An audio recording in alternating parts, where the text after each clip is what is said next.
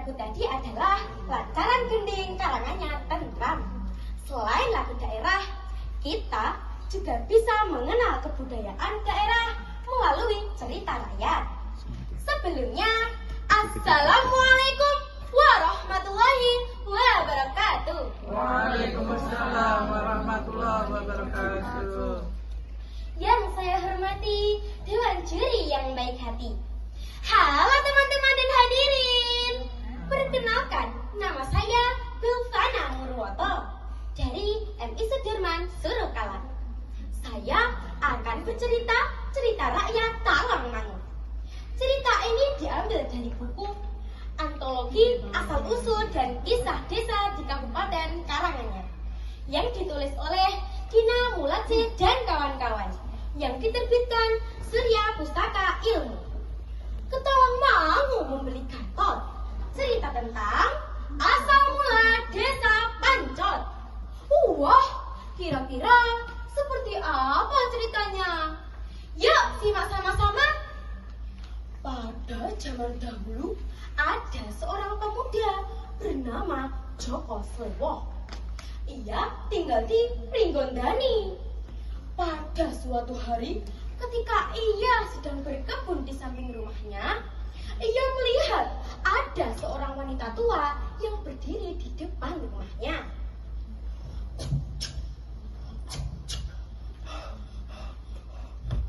Hah? Siapa itu?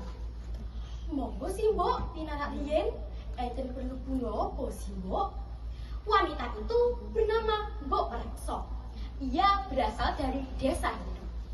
Ia menceritakan bahwa di desa Hindu ada sesosok raksasa kejam yang bernama Prabu Boko. Tiap hari Selasa Kliwon, raksasa itu selalu datang meminta tumbal manusia untuk dimakan. Pantas saja saya perhatikan warga desa Hindu semakin sedikit. Ternyata ada raksasa yang memangsa warga desa. Baik, Simbo tidak usah khawatir. Saya akan membantu Simbo dan warga desa Hindu.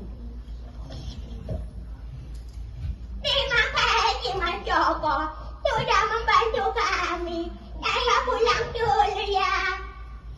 Sebenarnya Prabu Boko awalnya menyantap makanan seperti manusia pada umumnya. Makan sayur-sayuran, buah-buahan, dan minuman kegemarannya. Badik. Badik yaitu minuman fermentasi dari air tapir. Tapi suatu hari,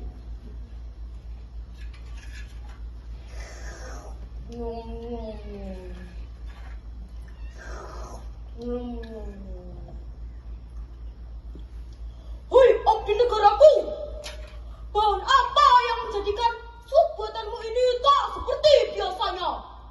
kata Prabu Boko. Ampun Baginda, saya tidak menggunakan bahan khusus apapun. Saya hanya memasak seperti biasanya saja. Namun aku mendapati daging yang rasanya sangat enak. Coba kamu jelaskan, daging apa ini? Ampun Baginda, tidak sengaja. Sewaktu saya memasak, jari tangan saya terpotong dan masuk ke dalam sup.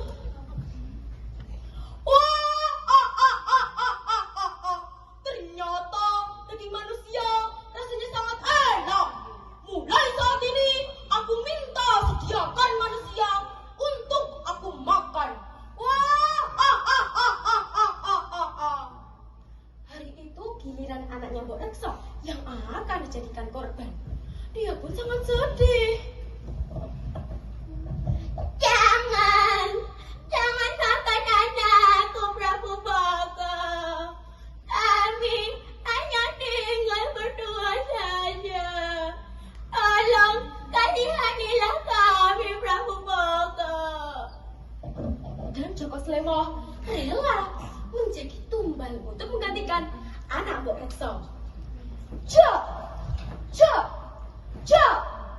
Hei raksasa, makanlah aku.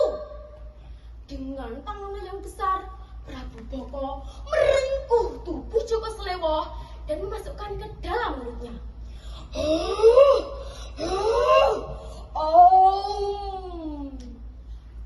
Ketika hendak ditelan, Joko Slewo membentangkan tangannya dan menjejakkan kakinya ke bawah.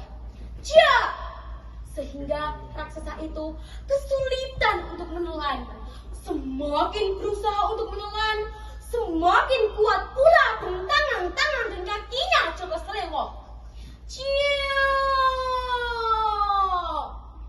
Akhirnya mulut raksasa itu terkoyak dan jatuh terkapar. Lalu Joko Slewo memanjat keluar dari mulut raksasa itu.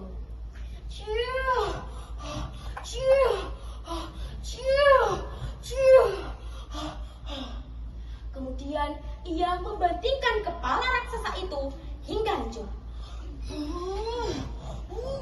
Wah! Otaknya berubah menjadi gundukan bukit.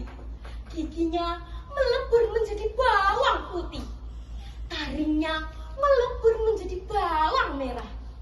Dan tubuhnya melebur menjadi tanaman sayuran.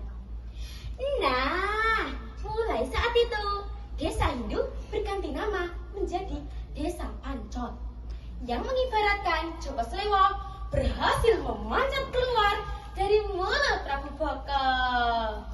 Hingga saat ini Desa Pancot, Kalisara Tawangmangu tumbuh subur dan makmur.